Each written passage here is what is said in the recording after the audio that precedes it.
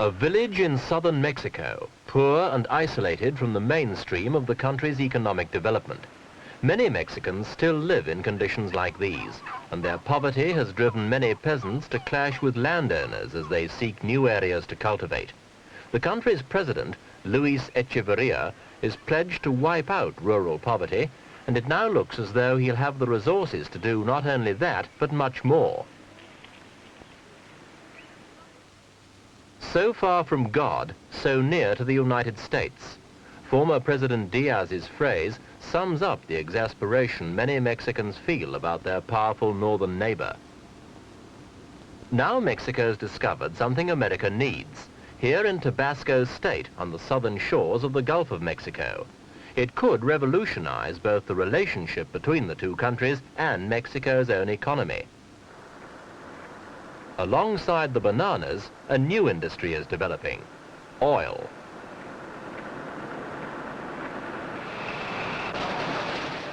Three miles under the earth, mainly swamp in Tabasco, huge oil fields have been found, and now the government is racing to develop them as fast as possible.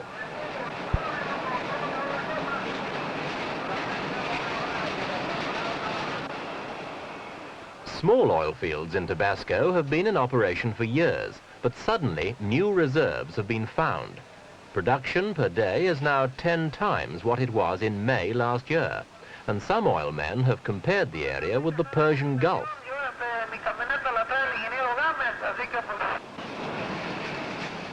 Mexico hopes the oil will be enough to make her self-sufficient, and she's just begun exporting oil again for the first time in more than 20 years.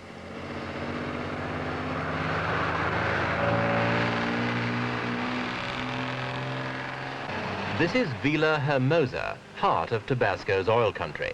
An influx of oil men and oil money is making it a boom town. The state petroleum agency, Petróleos Mexicanos, or Pemex, controls all exploration and is keeping a tight rein on development.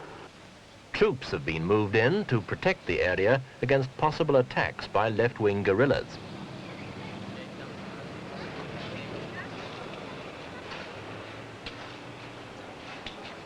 Mexico was in fact the first country ever to nationalize its oil back in the 1930s. The Tabasco fields are the largest ever found in Mexico. They were discovered when Pemex drilled down beneath the existing ones, and it won't be till next year, when over 100 wells are in operation, that their full extent will be known.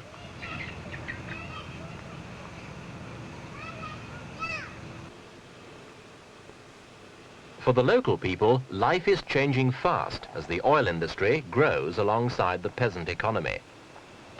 The government is doing its best to rely on Mexican know-how and has tried hard to keep out foreign technicians.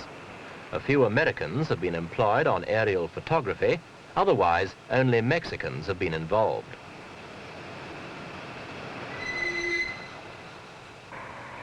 The technology used in the fields isn't always the most modern available, but it does have the advantage of being homegrown, cutting the costs of the development and providing employment for local people.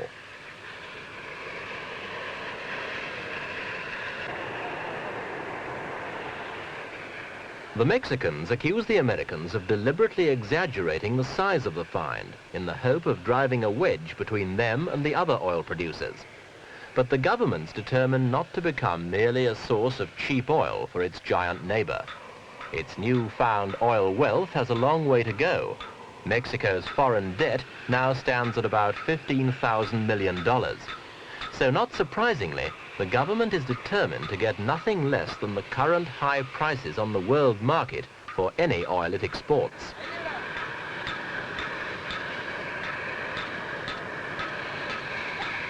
America's need for oil is now so desperate that Mexico for once has a strong card it can play against Washington. To strengthen its hand even further, the government's announced its intention of applying for membership of OPEC, the Organization of Petroleum Exporting Countries.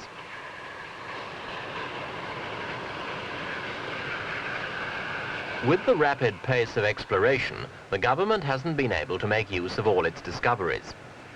This natural gas is being burned off simply because the resources aren't available to tap it. But there are plans to harness the gas as an additional source of energy for the Tabasco region as soon as the oil fields are in full production.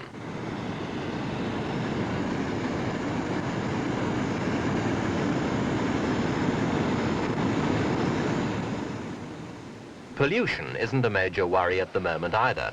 This is a pool of drilling waste from one of the rigs.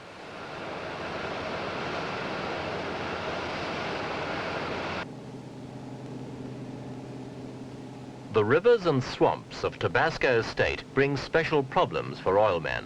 The land is hot and unhealthy, and boats are needed to take them to the drilling sites. These are difficulties the government is more than happy to tackle. For if a major world recession is around the corner, it's the countries without any major exportable resource which are going to suffer most.